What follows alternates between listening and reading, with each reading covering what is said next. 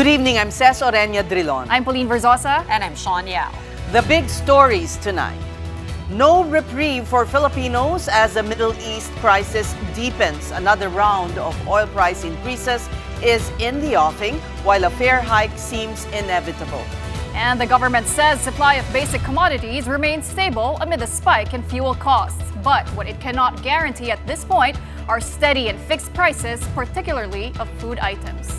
And Cristina Frasco is out of the Tourism Department as Secretary, but will stay on in the Marcos administration as a presidential advisor.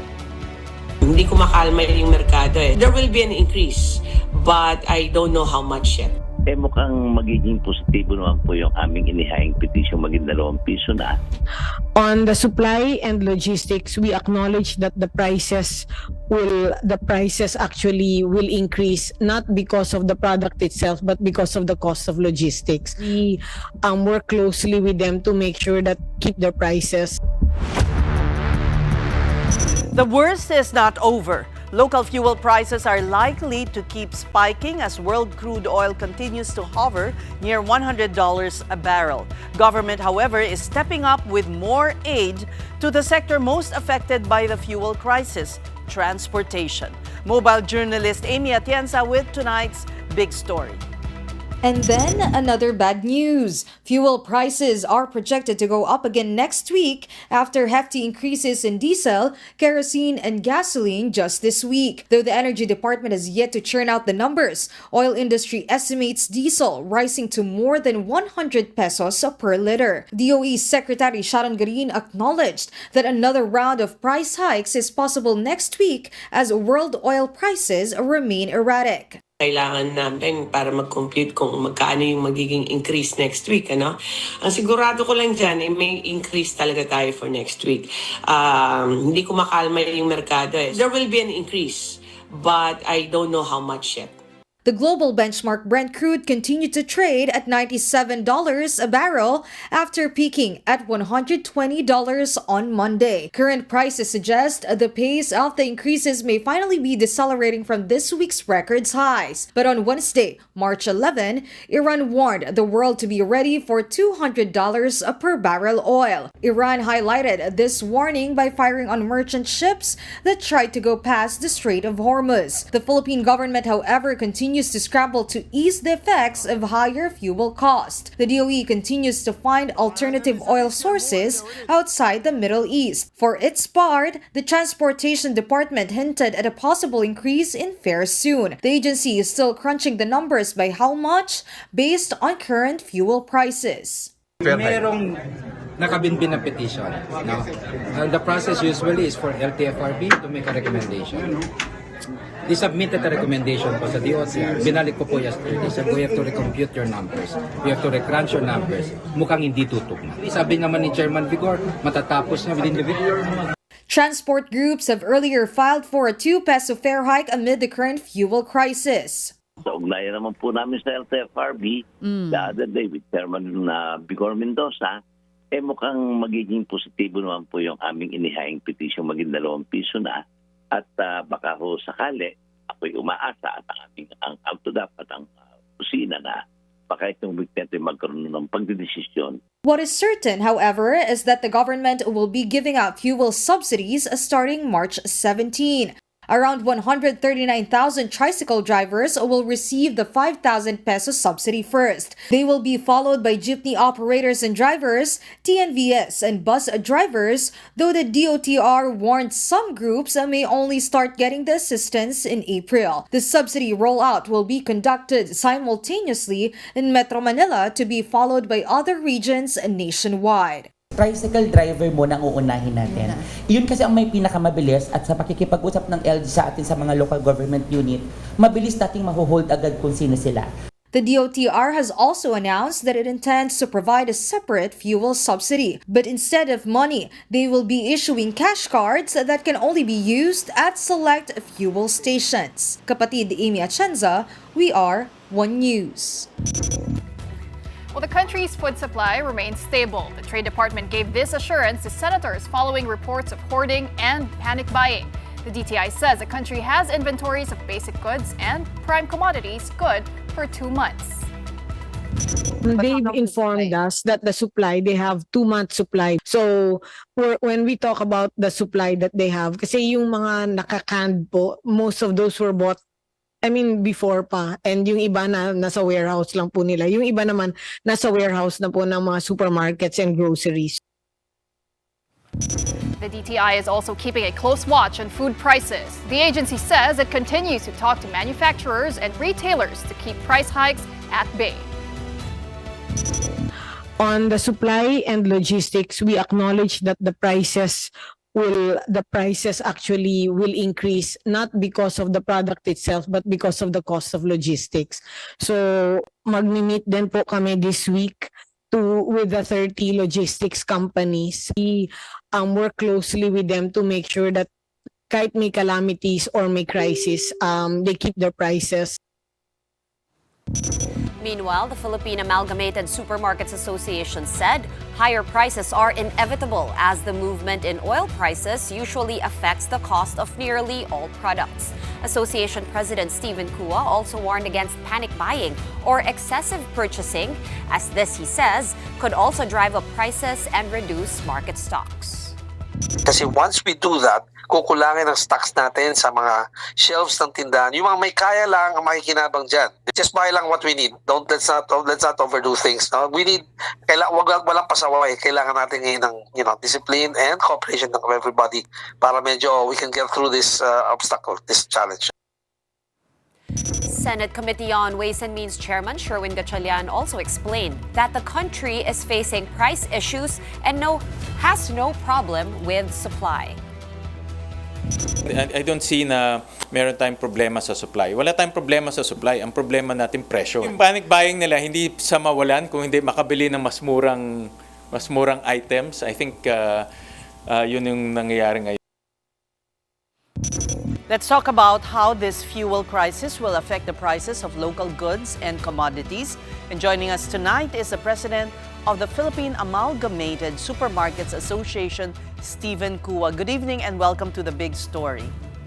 Good evening, Ces, Shawn, Paula, Pauline. Good evening, ladies. Mr. Kua, are you seeing some increase in the quantities of purchases by your customers? For certain supermarkets, yes. For those na medyo may kaya ang market, no? They have during last weekend medyo bought up a bit, no? Pero yun na nga, hindi tuloy-tuloy, no? Ang pamimili nila. This weekend, we have to watch out because it's a payday weekend. I wonder if you have to implement some rules and limit the purchases, for instance, of basic commodities. Yes, some supermarkets have already started doing that, no? 10 tins or 10 cans, no, of any one item lang. Kasi we're not gonna be wiped out by households. We're gonna be wiped out by the smaller stores, no? By sari-sari stores, mini marts, no? And other businesses which need products from our shelves, no? So naglilimit na sila just like gas stations who are already limiting the amount of gas you can buy from them. Now, how long can you hold off price increases? Good question. It's inevitable, but you still have stocks from I don't know how your inventory is supposed to last how long normally? Stores now are very lean. We normally carry 5 to 7 days worth of inventory. Unlike before, up to 2 months yung iba, no? But for stores who do wholesale, yes, they'll have more stocks, no? But most stores are very lean. We have around 7 days inventory. If people buy double what they normally buy, that's panic buying, will be off, things will be flying off the shelf in 3 days.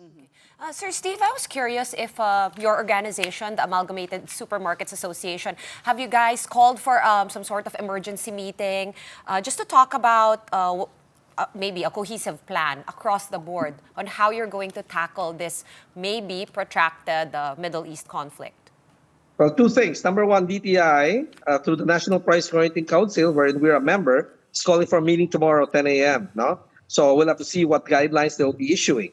The other thing is for our members who are, in the provinces, distribution will be a problem, no? Because gas is limited and even trucks cannot even, they can't they can't fill up their tanks, no? So they cannot reach areas wherein they used to reach in one go. They've stopped, line up again, queue up, and gas up again. No, that'll take time. So distribution will be disrupted. Won't that be helped though by the suppliers? I understand FMCG companies have kind of a supply chain where it is actually regional, so they might be able to absorb some of that problem.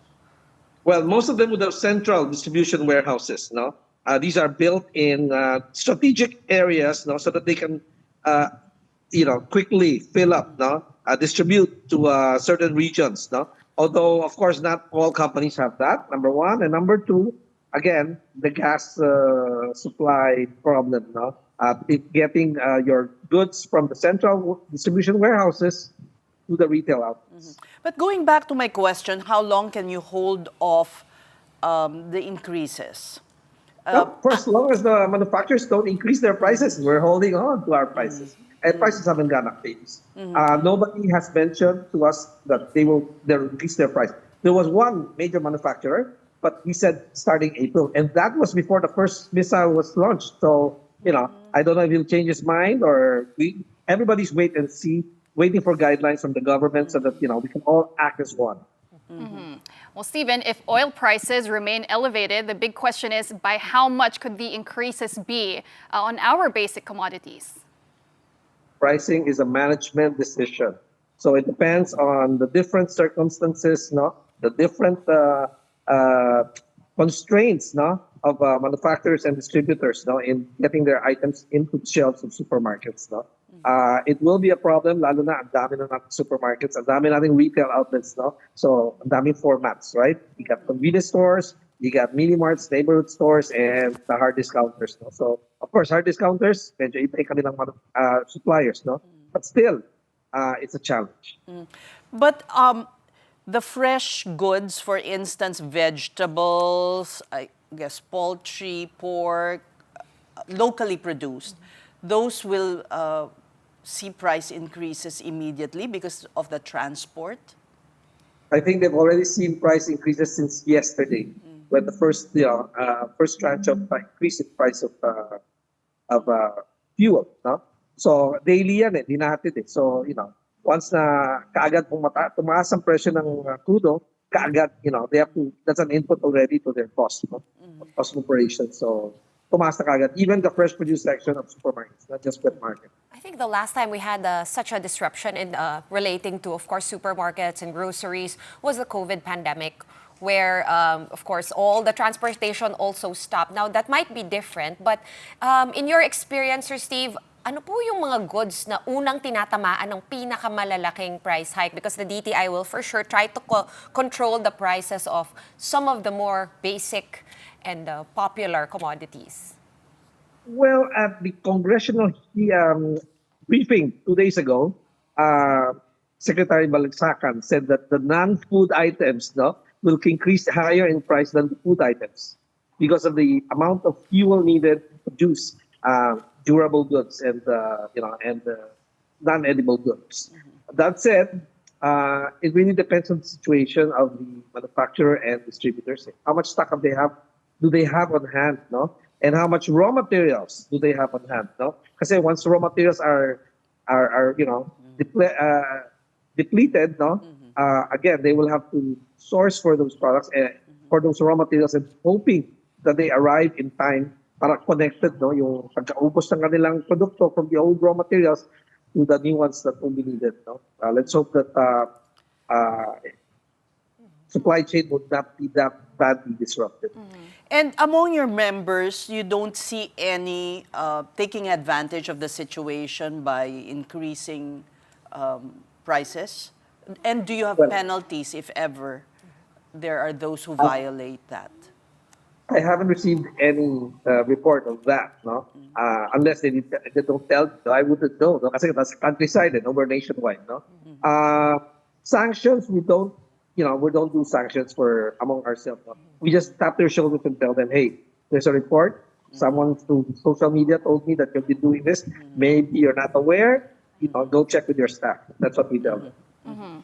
Well, Stephen, there are reports that some gasoline stations are already limiting purchases of fuel. Do you foresee that happening in the supermarket industry as well? Under what situations do you think would require supermarkets to impose a limit on what consumers could buy in groceries? Let's hope not. Shawn mentioned that the last time this happened was during COVID-19. No, the smaller stores will be buying cannot buy anymore from their usual suppliers, so they'll be taking things off our shelves, right? So that's why we have to limit, not because of the households. Households, yes, there will be a few who will be, thinking of their own cupboards and starting to hoard, right? But in general, it's the smaller retailers who will be finishing up our stock. So that's why we, eventually, we don't know when. Depends on the stock level of the supermarkets. At least the different supermarkets, they may have to come up with that policy and limit the number of items for certain goods. Iba-iba yan. Depende sa item, no? Iba-iba yan. So it's not just 4 tins for this or 10 for that, no? Depende sa situation. Situation. So depende sa supermarket. But Sir Steve, circling back to what you said kanina, yung members nyo sa probinsya, that's where you see a problem because goods might not reach there. Tomorrow, in your meeting with the DTI, are you planning to bring it up to them and maybe ask for some support from the national government on how we get to distribute to the farthest corners of the Philippines these goods? I will, but I hope they can do something about it, right? It's not, they don't do distribution. The government doesn't do distribution. The last time the problem was even, with the ASF, it was moving from one province to the next, no? The LGUs didn't allow trucks to go in because they were afraid, not because they were carrying pigs, but they were carrying goods, and they were afraid that, it might contaminate their pigs, not goods that contaminate their pigs. So, see, there are so many situations in the past also, which this has happened, but we were able to get around it. It will take a little bit of time, though. What about shrinkflation, Stephen? Is that a possibility here, or when products become smaller but the price stays the same? Do you see that happening, especially if this conflict ensues? In the wet market, maybe, when you buy tingi-tingi and they put it in your plastic bags, no? Pwede bawasan ng ilang gramo, no? But for processed goods like those carried in supermarkets, it's not that easy. You have to come up with a different packaging, different label. Lalo na kung tin cans, no? Iba ng configuration, no, of the packaging, no. So it's not that easy. People think inflation, they want more money, but this easily, lessen the amount inside, no.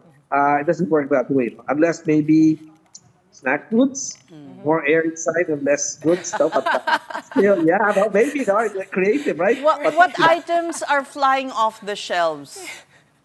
Right quickly? now? Yeah.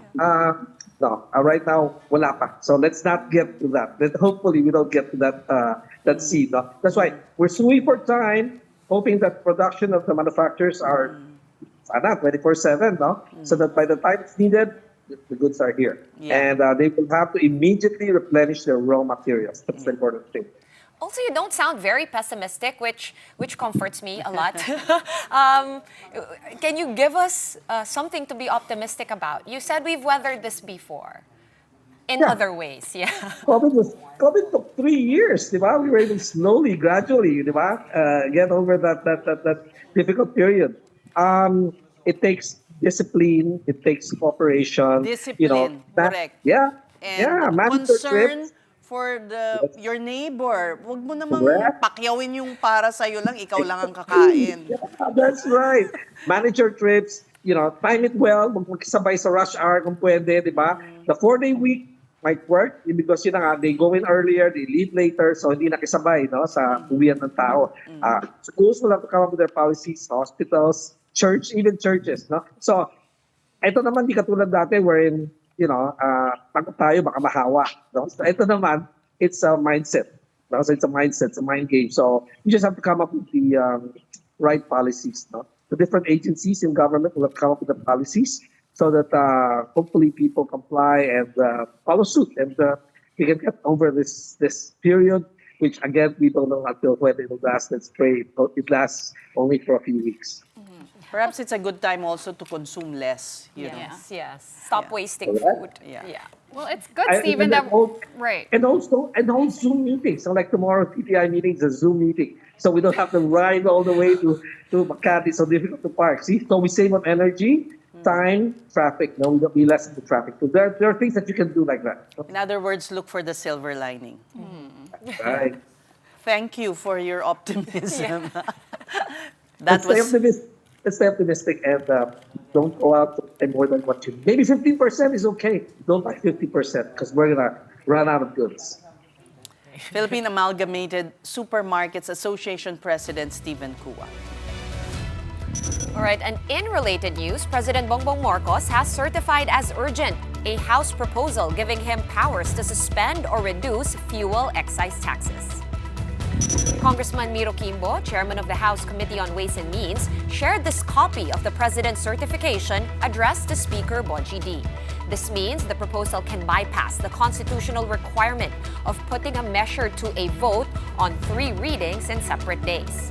Temporarily reducing or halting fuel excise taxes would provide immediate relief to consumers, but the Finance Department warned that the government might lose 136 billion pesos in revenues. If it wants the president to cut fuel excise taxes, the House needs to act soon. It is now March 12 and the lower chamber goes on break on March 19 for the Holy Week. House sessions resume on May 4. And over in the Middle East, fresh concerns over global oil supply. Iran warns of world crude hitting $200 per barrel. That's as Tehran continues bombing cargo ships passing through the Strait of Hormuz. The latest target was a Thai-flagged bulk vessel, while 2 other vessels also reportedly suffered minor damage. Meanwhile, Reuters is reporting that the new supreme leader of Iran, Mojtaba Khamenei, has been wounded by Israel's attacks. No word yet on the severity of his injuries.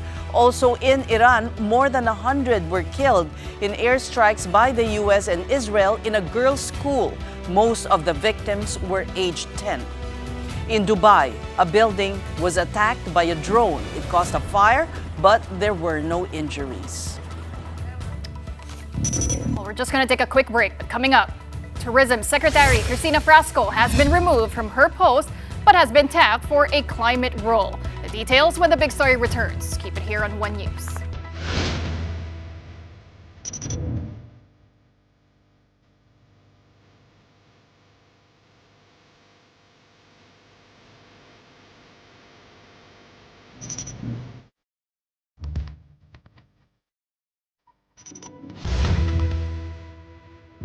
You're watching the big story here on One News. Secretary Cristina Frasco is out of the Tourism Department. President Bongbong Marcos has appointed Frasco as Presidential Advisor for Sustainable and Resilient Communities. Her main role will be to help strengthen implementation of disaster-related national projects at the community level. The DOT will be temporarily headed by an officer in charge, Undersecretary Verna Buensuceso.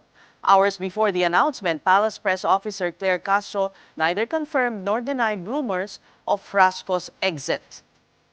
Malamang bukas ay meron pa tayong announcement. Pwedeng oo, pwedeng hindi. Magbibigay kami ng announcement tomorrow. Hindi po ako makapagbibigay ng anumang detalye sa ngayon. Hindi pa po ibinibigay sa akin ng papel kung meron man. Kapag meron ng ibinaba na anumang anunsyo, ibibigay ko po agad sa inyo. Kahit po tayo ay work from home tomorrow. Does Secretary Frasco still enjoy the trust and confidence of the President? Sa ngayon po? Ngayon po. Opo. More stories coming out of Malacanang. President Bongbong Marcos is back after a working visit to the United States. And the palace is also replying to Vice President Sara Duterte's criticism of the administration's response to the Middle East crisis. This report from mobile journalist Julie Baiza. After a 2-day working visit to New York City, President Bongbong Marcos is back in the Philippines. Malacanang highlighted that the president secured more than 2,000 job opportunities during his meeting with the U.S. Medical Glove Company, which is planning to build a plant in the Philippines to produce locally made essential medical supplies. The company's initial investment is expected to reach $200 million. The palace also reported on the president's appearance before the United Nations. Aside from campaigning for the Philippines to secure the non-permanent seat in the UN Security Council for 2027 to 2028, Marcos also called for de-escalation of hostilities in the Middle East, among others. Hindi lang isa, kundi 2 beses. Una rito ay ang address para sa 70th session of the Commission on the Status of Women, kung saan tinalakay ng Pangulo ang kahandaan ng Pilipinas sa mga hakbang na mag-aangat sa kapakanan ng mga kababaihan.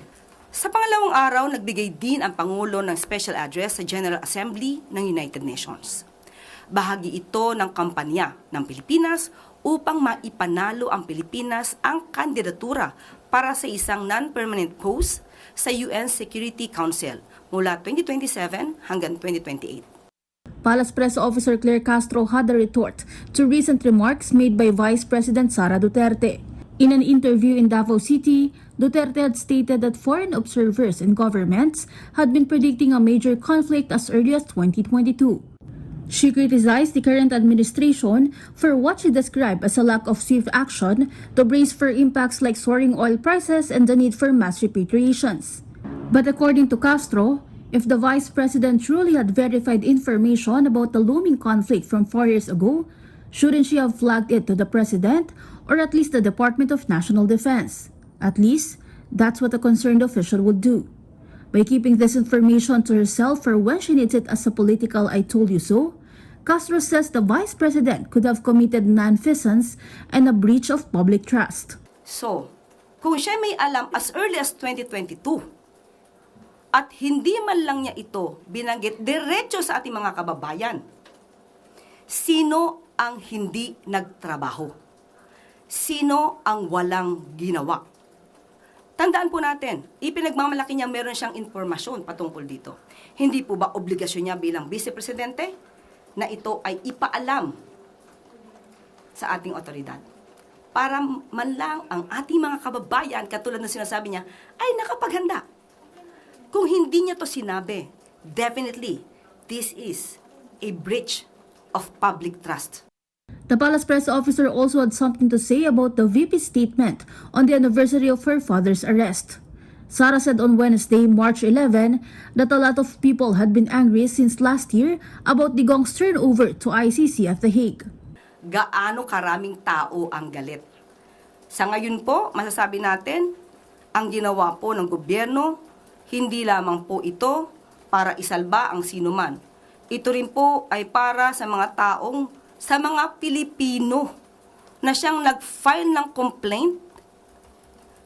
Sila mismo ang pumili na magsampa ng kaso sa ICC dahil sa naramdaman nilang walang hustisya sila natanggap noong panahon ni dating Pangulong Duterte. Lastly, the palace insists it is not ignoring the warning about the possibility of Iran retaliating and attacking the United States. Based on the alert by the Federal Bureau of Investigation, a potential attack could be directed at California, where there are around 1.6 million Filipinos. Kapag may ganyan po ng mga impormasyon, kailangan din po talaga maghanda ang ating bansa para sa ating mga kababayan. At hindi po ito pwedeng isawalang bahala o tulugan. Kailangan po na maging alerto rin po tayo kung ano man ang mangyayari sa ating mga kababayan sa California. Kapatid Mobile Journal Julie Baiza, We're One News. And here are the other stories making headlines this Thursday. The Middle East conflict continues to weigh on investor sentiment, with the PSEI breaking its two-day winning streak to close lower by nearly 0.75%. The peso also weakened to settle at 59.385 against the greenback today. Meantime, the Supreme Court says the Justice Department can raise the bar of standard of proof in a preliminary investigation. This means a preliminary probe is an executive function, not a judicial one. The DOJ issued a circular in 2024 amending the quantum of evidence from probable cause to prima facie evidence if there's reasonable certainty of conviction. And at the House of Representatives, Akbayan Party List Congressman Shell Diokno is requesting the Committee on Justice to take custody of Ramil Madriaga. Madriaga's testimony is being used as evidence in the impeachment complaints against Vice President Sara Duterte. Madriaga is currently detained at Camp Bagong Diwa in Taguig City over kidnapping charges. He earlier claimed to be a bagman for the VP when she allegedly accepted campaign funds from POGO operators and drug lords. To emphasize that we are talking about preserving evidence and protecting witnesses because we are looking for the truth. Ano ba talaga yung katotohanan, ano yung mga ebidensya dito sa impeachment case na ito. In another development, 16 of 18 alleged ex-Marines and bagmen of fugitive ex-lawmaker Zaldico appeared at the NBI after a subpoena. Also appearing are ex-Congressman Mike Defensor and his wife. Defensor's counsel Ferdinand Topacio said the investigation should focus into the personalities mentioned in the affidavit and not the ex-Marines. But NBI Director Melvin Matibag had this to say. Halimbawa po, isa sa inyo nagreklamo, sino po bang unang tinatanong ng investigador? Hindi po ba kayong nagreklamo, tinatanong yung istorya ninyo, yung kwento ninyo, tinitingnan kung tumutugma sa mga pangyayari at mga ebidensyang nakakalap, at yung inireklamo, tsaka natin tatawagin. And the plunder case against Senator Jinggoy Estrada and former DPWH Chief Manuel Bonoan is now up for resolution. The DOJ has 60 days to resolve the case, according to spokesperson Attorney Polo Martinez. Estrada has filed his counter-affidavit this morning. Both are facing charges of plunder and corruption of public officers related to anomalous flood works. And finally, Malacanang has declared March 20 as a regular holiday in observance of Eid al-Fitr. Eid al-Fitr marks the end of the holy month of Ramadan for our Muslim brothers and sisters. Now in other news, the ongoing war in the Middle East has cast a harsh spotlight on the country's energy security, with the Philippines importing over 98% of its crude from the Gulf. Now, a new report from the Asian Development Bank is urging the government to ramp up investment in renewable energy. Mobile journalist Amy Atienza has that story. The Middle East war has sent oil and gas prices surging, leaving oil-importing countries like the Philippines vulnerable. And one way to mitigate future energy shocks is by ramping up the country's use of renewables. That was one of the takeaways at the launch of the report on advancing the economy transition in ASEAN, produced by the Asian Development Bank. ADB's chief economist Albert Park says the good news is the Philippines has shown a strong commitment to investing in RE. Fossil fuel energy, and given the war that we're seeing in the Middle East, it also helps reduce import dependence and shields the economy from lots of uncertainty and the need to spend precious foreign exchange reserves on oil and fossil fuel imports. And so, of course, there are limits to how much of your energy can be just from renewables. We need to modernize grid technologies, transmission technologies, and make sure we have a balanced and secure energy supply. Trade Secretary Cristina Roque was at the event and agreed that the crisis has underscored the urgency to move to clean energy such as wind, solar, and geothermal. Definitely, we're working closely with ADB. We really are pushing for the green economy, especially ngayon nakikita niyo with all of these crises, kailangan talaga ma-push yung green economy. So the renewable energy and I think yun ang talagang mag-level up din, the use of renewable energy, especially for times like this. But countries first need clear and long-term policy frameworks to ensure a more sustainable transition. Here, the DENR says their priority is providing temporary income assistance for communities that will be affected. So basically, the sectors that we'd like to focus are, of course, the fossil energy industrial workers as we transition to renewable energy, the public transport workers also as we transition to e-vehicles, the informal and subsistence farmers and workers as we shift to change in land use and industrial processes, and also getting in the informal base speakers as we pursue circular economy, and then the small scale and medium scale industries. The report also warned that ASEAN's rapidly developing economies, like the Philippines, Thailand, and Vietnam, could suffer serious economic contractions while pursuing aggressive greenhouse gas emissions reductions. The Philippines has committed to a 75% reduction in GHGs by 2030 under its nationally determined contributions. These economic losses, the bank said, can be mitigated by investments in green sector productivity. Kapatid Amy Atienza, we are One News. And we are pausing for another breather, but right after that, get to know more about a social enterprise that builds homes and schools using good old and ever-reliable bamboo. Sustainability is up next. Keep it here on One News.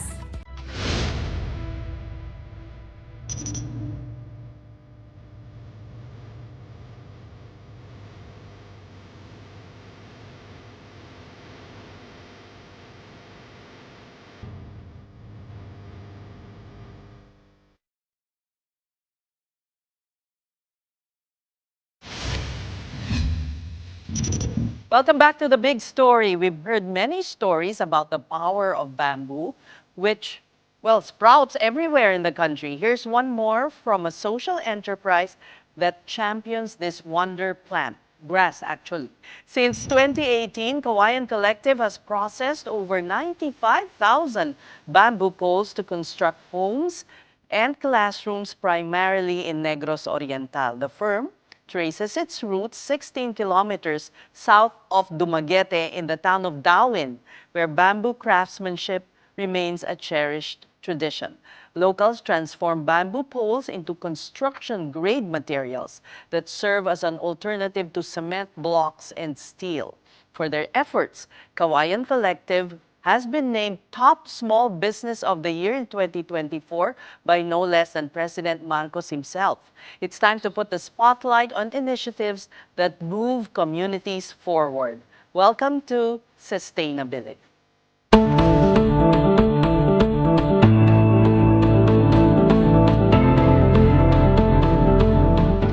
Let's delve more into the transformation of bamboo into durable construction materials with Kawayan Collective's founders, Ray and Amy Villanueva. Ray is a U.S.-trained architect, while Amy's background is on international development and social enterprise. Good evening to the both of you. Welcome to the big story. Good evening. Well, the timing is perfect because you're participating in World BEX, right? Tell us about how World BEX, the expo that's ongoing now in SMX, is spotlighting bamboo. Yes. Okay, Amy. We're so honored. You first. Ladies first. Yes.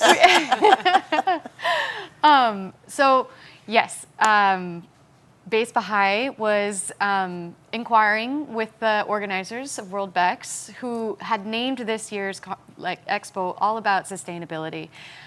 They introduced themselves and told them about the work we do with construction-grade bamboo. And they said, well, by all means, you need to be here. They waived the entrance fee and gave us space right in the lobby. Right in front. I hope we can run the video that you just took earlier. There it is, right in the welcome center, right as you enter. Exactly. It must have been, you've been here for 7 years now, it must have been a momentous decision to make to transplant yourselves, your family, your young family, from the U.S. to the Philippines. Ray, what made you make that decision? Both of you. It was a big decision, and me being a Filipino-American, I've always wanted to explore my roots through using bamboo. And as an architect, it is the most amazing material, and it's definitely Filipino. So in using bamboo, I've learned so much about our culture, and the hard part was convincing Amy to move back. Really? It wasn't so hard though. After some conversations, and she always wanted to start a family business. And as I said, as long as it's with bamboo in the Philippines, then we're good to go. And here we are. Yeah, and now 2 franchises already. How does one become? First of all, tell us what Kawayan Collective is doing, and then why franchise? Sure. Amy is the one who holds the finances, so. Yes. Yeah. Right. So I'm the social entrepreneur, and Ray is the architect and designer. Yeah, we're a good pair that way, complementing each other's skills. But yeah, so Kawain Collective is a bamboo treatment facility, and it started in Darwin, Negros. It is a processor of construction-grade bamboo poles. Of course, over time, we've added additional products. So engineered bamboo and furniture, basically you name it. If we can figure out how to make it in bamboo, we will. So it's really grown. And so much so that thankfully we're able to There start were those franchising. interested. Yes. You were approached. Yes. Did you offer them? Did you think this was? No, right, yeah. You So were it really approached by came. these people. They came to you. Right. They said, "Have you considered this?" And we said, "This is great because we've always known as an archipelago this needed to be a business that could branch out." And we just didn't know how that was going to happen. So yeah, it was the Prado sisters in Tarlac. Yes, I've met them. Who first approached and said, "Have you considered franchising? Because we'd like to be the first." And it really, we co-created the agreement. I mean, and it became obvious that this was the best way to start to multiply, because really you want it to be locally owned and operated. It needs to be close to the local supply. All of these reasons that the franchise model made sense for the growth of this. Kawayan Collective, of course, Ray, is connected to Base Bahay. Right. Explain to us the setup. Well, yeah, Base Bahay was our launch partner when we first started. They needed treatment facilities for their housing projects all across the country. And so we were fortunate enough to meet them and propose to start one in Darwin. Since then, they've been our research partner, making sure we comply with international standards and making sure our bamboo is of the highest quality and will not get infested. And yeah. Structural review. Structural review, yeah, they've been great for helping us review the structural capacities of bamboo. And what we are showing now is your facility, right? Some of these earlier shots were, these are some of the Base Bahay housing projects that we've supplied. Yeah, some of our region. How do we explain to those interested in building a house or in buying their first home, why should they go with bamboo? Ray. Right. Yeah, there's lots of reasons. First, it's cheaper. Last week we learned from your guest, Base Bahay, that it is cheaper. We found that the costs are about $25,000 to $30,000 per square meter, which is cheaper than conventional construction. It's much cooler. Using bamboo means that you don't have as much thermal mass, which heats up during the day, and it's hard to cool down, and you need to use aircon. So much better to use bamboo, which is much cooler. Also, yeah, our impact on the environment, sustainability.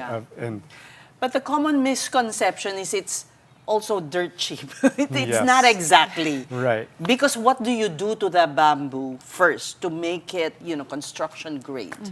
Right. So our main business, like Amy said, is bamboo lumberyard. We try and make our bamboo long-lasting, much more so than what you find in the mountains. We have a 3-week treatment process.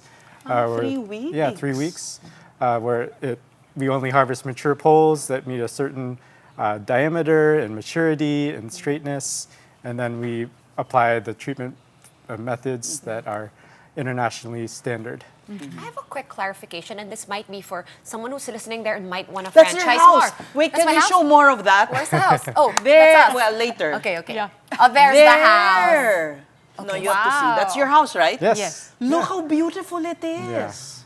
Yeah. Wait, that's the outside. Right. Okay, go ahead with your question. Okay. So if for the But franchise, what we're seeing is their house. so that can happen. Ray, did you Yes. design that? I suppose you did. Yeah, that was a lot of fun. Yes. Ang ganda, di ba? Ang ganda. Teka, ano yung tanong mo? Yung tanong ko is for the franchising, because someone might be listening and someone might think, maybe even if they're not into sustainability per se, that it might be a good business. Yeah. It is a good business. Look at them. Yeah. So how does it work though? So do you allow your franchisee to build a treatment facility as well? That's right. Yeah. So we have a low initial fee, 50,000 peso, to really transfer the knowledge of, including standard operating procedures. So it's like a manual. They get a manual. The manual, the plans for how to build the treatment facility, right? 50,000. But how much is the investment? But they should know that it's a minimum of about 1 million peso to get your own treatment going. So we always check in with people who are curious about it. Check first your local supply. You need to have at least 3,000 clumps within 20 kilometers, which may sound like a lot, but actually if you start to count, you're like, oh, it's here. But because for you we don't guys, have a plantation. How long did your ROI take, your return of your 2 million peso investment when you moved to the Philippines? Right. So, right. We were a sustainable business 2 years in. So already making our operating income and able to grow, right? So it was pretty quick. And what's fascinating, sorry, I just have to insert this. They turned it into a cooperative after 4 years. Yes. So now your workers co-own the business. Right. That's right. What's left for you? I know. Well, we sold the business to the cooperative in the end, so we get paid for our initial investment. but Right. We also, You got your initial investment Yes. back? Yes, exactly. Using that to invest in other projects. Right. Yeah. It was a franchise. But, so that's how it works. Because that was going to be my next question. Where do you get your bamboo? Obviously, once you check out that the clumps do exist, they probably are, because this is the Philippines. Do individual people just cut them and bring them to the facility? How does that work? Yeah, so we do have a supply lead who does all of the training, site inspection. Before anything gets cut, we always stress, especially to a new supplier, don't cut anything until we've come, right? Because we need to make sure that you don't waste any of your time. So that you cut the as Ray was saying, And the tinik mature is hard to poles. harvest, huh? Yeah. It can be if it's not Kasi maintained. Yeah, lots of thorns. But the more it's maintained, actually, the easier it is. And really, it is such a beautiful species. We're so lucky that it grows, and that's why we moved our family here, because this is where it grows. And so this is where the possibilities are for bamboo. Yeah. I wanted to go back to the worker cooperative because that really changed how your employees also approach the business. You now have a profit-sharing setup. Talk us through why it was so important for you to let the employees own a part of the company, the harvesters themselves, the treaters themselves. Galing, no? Yeah. Yeah, we always felt, like Amy said, that this business is bigger than just the two of us, and we felt that in order for us to get better and improve our quality and to just be more rooted in our community, we needed to have them take ownership. And so this past Monday we had our General Assembly where we shared our profits. Everyone got like an equivalent of a 14th month. So everyone's able to apply that to And they whatever work need. harder because it's theirs. Yes. They have more love for it. Our team's efforts saved the company 10% last year alone on our cost of sales, right? Just managing time, managing materials, Because they're co-owners, smart. they bring in more ideas. For sure. Exactly. They're more invested. And another thing, actually, ang dami nilang ginagawa. I hope we can cram it in the next 4 minutes. Because you have an arrangement with a credit agency in Negros for people to own homes, right? I mean, did I say that right? How does it work? Yeah. Okay. Go ahead, you know everything. So, DCCCO, multi-purpose cooperative, has 200,000 members. Savings. It's a savings It's and a loan savings and association. loan credit union. And so they can now offer 200,000 multi-purpose loans for families who are maybe adding in a room, extensions, refurbishment of their existing home. For families who have a new lot and they're going to build something new on it, they can offer up to 70% of the appraised value of the home itself. So this is really instrumental because financing, of course, is always it's an always issue. a problem. Yes. How much did you spend on your home, Ray? That home we were just showing. I would say about 3 million pesos. Yeah, which is pretty good, I think. But Over how many square meters? About- You can divide it if it looks kind of big. How much per square? About 25,000 per square meter, something like that. Yeah. So, what is the lowest price home you can build with Kawayan Collective? Yeah, so our slogan, our mission is better homes for all Filipinos. So we really try and find products that any level of income earner can avail. So we have homes that are starter homes that we've built maybe 40 of them in the past 4 years that are for the people who are just starting out, maybe after a disaster. We've built it for about 150 to 200,000 pesos. So how much are they? Good. 150 to 200,000. Yeah. Wow. So it's just a 15 square meter starter house, but it's a safe, resilient structure that will get them through the next storm. And because you use bamboo to build a lot, or to build the inner workings of that house, would you say the prices have remained stable? Because we're so price sensitive right now. Oo nga. Yeah. Thinking about walang oil obviously, ginagamit dyan. exactly. Walang machinery. You just the put logistics costs that are going up and all of that. It's a local material, right? Our prices have remained stable through COVID and whatever else may come. Do you use a lot of energy in your processing? No, our facility is really low tech. We try and keep it really low tech, so machines are easy to fix, and so to keep our energy costs low. But yeah, the little bit of heating that we do in our treatment process or our drying is actually bamboo fueled. So it's all circular. It's also circular. yeah. You fire your kilns with bamboo? Yes. Oh, galing. Interesting, Actually, it makes really good charcoal. I Yeah, found this out by accident. By accident. Well, and to close, I understand Kawayan Collect, Ray, you are joining that competition of base bahay and bamboo U. Right. Paano yan? Talo na yung mga iba. Do you have how many years of experience? Well, yeah, I think it's more about just getting more and more people. We need more people focused on this really big challenge. And so we're partnering with young architects to get them more experience. And it's all about just getting that challenge more focus on, more ideas. Right, more people involved in the solutions. Correct me if I'm wrong. Is it correct that,